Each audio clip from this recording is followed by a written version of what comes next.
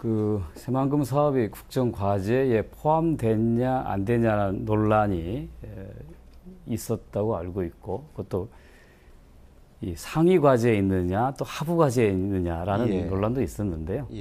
전혀 의미 없는 사실 논쟁이었고요.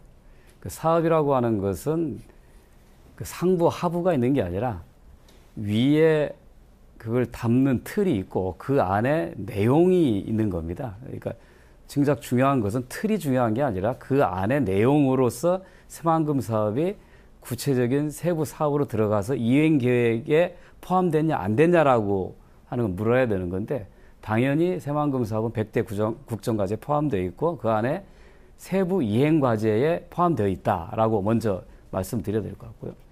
그렇게 하는 의미는 뭐냐면, 지금 이번에 문재인 정부가 공약했던 수백 개 공약 사업 중 지역 공약 사업에 대해서는 국정과제에 포함하는 여부가 논란이 있었습니다. 그러니까 새만금을 제외해야 된다는 논란이 있는 게 아니라 모든 지역 공약을, 왜냐하면 지역 공약 중에서 어떤 거는 예산이 없이 할 수 있는 사업도 있고 현재 하고 있는 사업도 있고 신규 사업도 있습니다. 신규 사업 속에서는 수조 원, 수십조 정도의 규모가 들어가는 대규모 재정 사업도 있습니다. 이걸 일률적으로 국정과제 안에 포함시키려고 하면 재원 마련 계획을 제시해야 되는데, 현재 저희가 기존 공약 속에서 그걸 이해하기 위한 재원은 딱 178조거든요, 5년 동안에.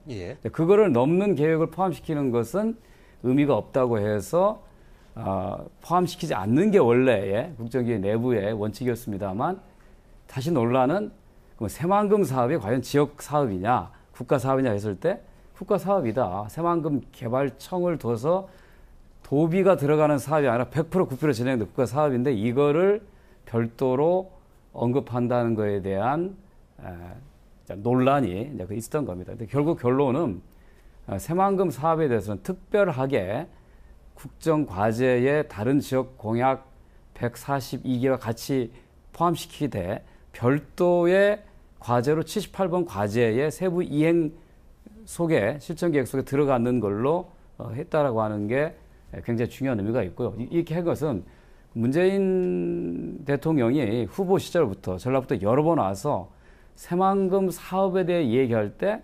대통령이 챙기면 이 사업이 어떻게 달라질 것인지를 내가 보여주겠다라는 거 했고, 그랬다 당시 이 얘기했던 게 속도감 있게 국가주도를 하겠다라고 한 것을 실천에 옮기는 약속을 지켰다라고 볼 수 있습니다.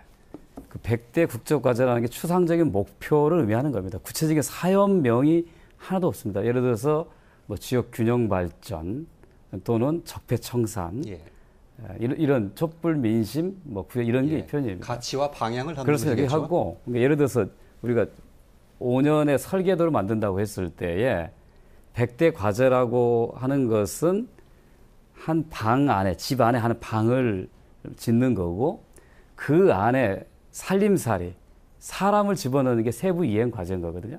그래서 균형 발전이라고 하는 방 안에 새만개라는 사업이 구체적으로 들어간 게 의미가 있는 겁니다. 균형 발전이라고 하는 방 자체는 가치가 있는 게 아닙니다. 이거는 이미 지어져 있는 거, 그 안에다 뭘 넣느냐는 건데, 그 안에 들어가기 위해서 온갖 지자체가 다 노력을 했지만 유일하게 새만금 사업이 그 안에 포함됐다라고 말씀드려야 될 것 같고요. 또 한 가지는 이거는 이제 공개된 일권이고요. 공개되지 않은 이제 청와대가 직접 비치하고 정부 부처의 업무 관리를 하는 이행계획 2권이 있습니다. 이거는 공개가 안 되어 있는 건데 제가 일부러 복사해서 일부러 제가 가져왔는데. 공개도 됩니까? 비공개인데? 그러니까 요 부분만 제가 보여드리겠습니다. 여기에 보면 78번 국가 균형 발전의 실천과제 3번에 혁신도시 새만금을 4차 산업혁명의 전진 기조로 육성한다고 되어 있습니다. 즉 균형 발전 철학을 이행하기 위해서 혁신도시와 새만금을 4차 산업의 전진 기조로 만든다. 이렇게 세부적인 사업명으로 들어간 것이 또 유일하다는 거죠. 그런 면에서 어떻게 보면 전북이 그동안에 강조해왔던 새만금 사업은 이미 확실하게 문재인 정부의 국정과제 하나로 자리 잡고 있고 다른 거와는 비교할 수 있을 정도의 높은 실천 의지가 동반된 사업이다라고 믿으셔도 됩니다. 문재인 정부의 새만금 사업에 대한 실천 의지를 확인할 수 있는 게 이 새만금 사업을 전담한 균형발전 비서관, 예. 이거는 이 문재인 정부 새롭게 신설된 조직입니다. 예. 이 비서관은 전북 출신이 임명됐고요. 예. 또 이 사업을 총괄하는 국토교통부 장관의 김현미 의원, 예. 그다음에 새만금 개발청장의 이철우 청장, 예. 다 세 분 다 전북 출신입니다. 예. 문재인 대통령이 이 새만금 관련된 사업을 추진하는 책임자로 전북 출신들을 임명한 것은 우연이 아니다는 거죠. 그만큼 이 사업에 대한 높은 실천 의지를 갖고 있으니까 그걸 이행할 사람들을 임명해서 속도감 있게 국가적으로 가겠다라고 하는 측면에서 저희들한테 굉장히 고무적인 신호다 이렇게 예. 판단합니다. 예. 그 어떤 사업도 구체적인 재원과 시기에 대해서 세세하게 밝힌 것은 없습니다. 그러니까 일부에서 그 부산 북항이나 광양항이 17년부터 항만 재생 사업을 예. 하겠다라고 예. 얘기하는데 예. 그거는 원래 해왔던 사업이고 그 역시 마찬가지로 17년부터 시작한다고 그랬지 재원을 얼마 투자하고 언제 끝나겠다고 하는 게 없습니다. 그래서 자꾸 이미 정부가 의지를 가지고 하려고 하고 우리가 국장과제에 반영시키는 큰 성과를 얻었으면 그거를 우리가 받아들이고 어떻게 하면 이거 현실로 만들 것인가에 더 많은 관심과 노력을 기울여야 되는데 이게 뭐 제대로 안 된 거 아닐까? 이거는 또 조금 무슨 다른 또 노림수가 있는 거 아니야? 이거로부터 벗어났으면 좋겠어요. 왜냐하면 과거 정부는 실제로 새만금을 선거의 정치적으로 이용하고 도민들을 표를 얻기 위한 방식으로 했다고 하면 문재인 정부는 확실하게 내가 하겠다라고 약속했고 그거 이행 계획을 마련 실천하고 있기 때문에 그런 논란은 의미가 없겠다라고 생각을 하고 오히려 공공주도 매립이라든가 항만이라든가 공항 또는 도로 이런 거에 있어서 조금 더 속도를 낼 수 있는 행정적인 절차를 어떻게 간소화하고 실제로 재원이 투자돼서 빨리 완공할 수 있도록 하는 데에 여야라든가 전라북도 뭐 지역의 지도적인 인사들이 힘을 모아야 되지 않느냐라는 게 제 생각입니다. 새만금 사업이 워낙 오랫동안 지지부진하다 보니 새로 정부를 맡게 되는 측에게 그동안에 더뎠던 것까지 다 책임을 부과하는 그런 부분이 있을 수 있어요. 그런데 어차피 한 정부가 할 수 있는 일은 5년 동안에 할 수 있을 만큼만 약속하고 이행할 수 있지 10년, 20년까지는 책임질 수 없는 거거든요. 예. 그러다 보니 너무 과도한 요구가 정부에게 부과되니까 하는 방법은 두 가지입니다. 그중에 일부만 들어주고 했다라고 끝내는 방법, 또 내가 책임질 수 없는 부분까지 한다고 해놓고 나서 나중에 무시하는 방법.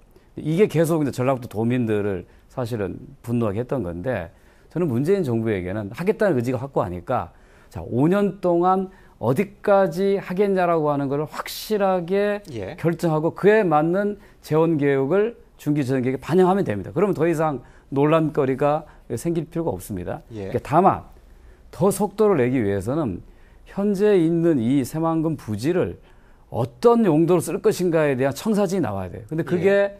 아직도 불분명합니다. 예. 어떤 조금 대규모 농업단지를 만들자고 하고 어떤 쪽에서는 4차 산업혁명에 또 테스트 베드를 하자고 하고 어떤 사람은 또 신재생 에너지 제조 예. 단지를 만들자고 했대.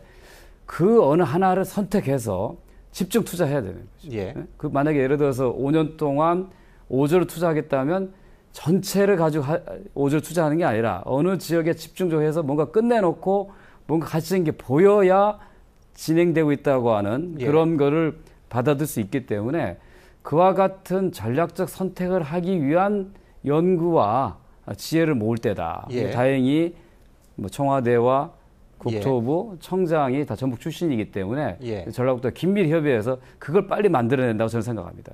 그러니까? 이제 예타를 면제해달라고 하는 것이 사실은 그동안에 뭐 모든 지자체들 공통된 요구였습니다. 예. 근데 이제 예타 면제를 요구하는 사업이 대개 보면 그 사업의 성과가 불분명하거나 아니면 재원이 굉장히 많이 들어가는 거에 대해서 주로 요구하는 경우가 많습니다. 그러니까 중앙정부 입장에서는 투자를 했는데 성과가 없다고 하면 나중에 가서 그걸 어떻게 할 거냐라는 고민이 있어서 모든 사업에 대해서 예타 면제하라는 요구는 좀 설득력이 떨어지고 다만 새만금 사업은 신규 사업이 이미 쭉 진행되어 온 사업이기 때문에 사업을 방식을 변경하는 거에 새로운 예타를 적용하는 것이 과연 필요한 건가에 대한 충분한 논리적인 그 주장이 이제 가능할 것 같습니다. 그래서 뭐 공양이라든가 항만이라든가 도로 또는 매립에 대해서는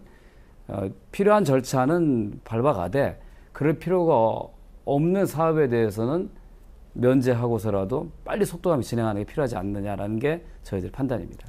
한 지역이 발전하는 데 있어서 중앙정부와의 관계에서 필요한 게 세 가지가 있다고 합니다. 하나는 지역 인재의 등용, 두 번째가 지역 산업의 반영, 세 번째가 예산이라고 있습니다.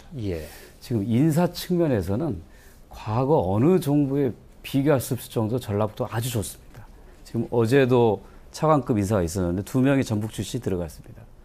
지금까지 전부 전북 출신의 장차관급 인사를 포함하니까 무려 19명입니다. 과거 박근혜 정부 때 4명, 이명박 정부 때 7명, 가장 많이 했다는 노무현 정부에서도 5년 동안 14명에 불과했거든요. 근데 지금 문재인 정부 초기에 장차관급 인사 전북 출신이 19명이 들어갔다고 하는 것은 그거는 굉장히 전라북도한테는 새로운 기회가 열렸다라고 볼 수가 있고요. 그 다음에 이 새만금 사업처럼 국정과제에 특별히 포함된 것도 이제 됐고요. 자, 나머지 하나는 예산을 통해서 구체적으로 어떻게 이거를 실천할 것인가가 남은 것 같습니다. 근데 그 예산이라고 하는 건 충분한 재원이 마련되어 있느냐 하는 것하고 그 예산을 확보하기 위한 노력을 기울이는가 이게 같이 결부되어 있다고 봅니다. 지금까지 필요한 조건은 다 갖춰졌으나 이거를 실제로 열매로 따는 거는 이제부터 전라북도의 몫이다. 우리의 몫이다라는 생각을 가지고 전라북도, 그 다음에 전라북도의 여야 정치권, 불필요한 소모적 논쟁과 정쟁을 벗어나서 정말 지역 발전을 위해서 서로 간에 합심 협력해서 전라북도 도민의 소망을 실현할 수 있는 그런 노력들을 기울였으면 좋겠다는 게 저희 간절한 바람입니다.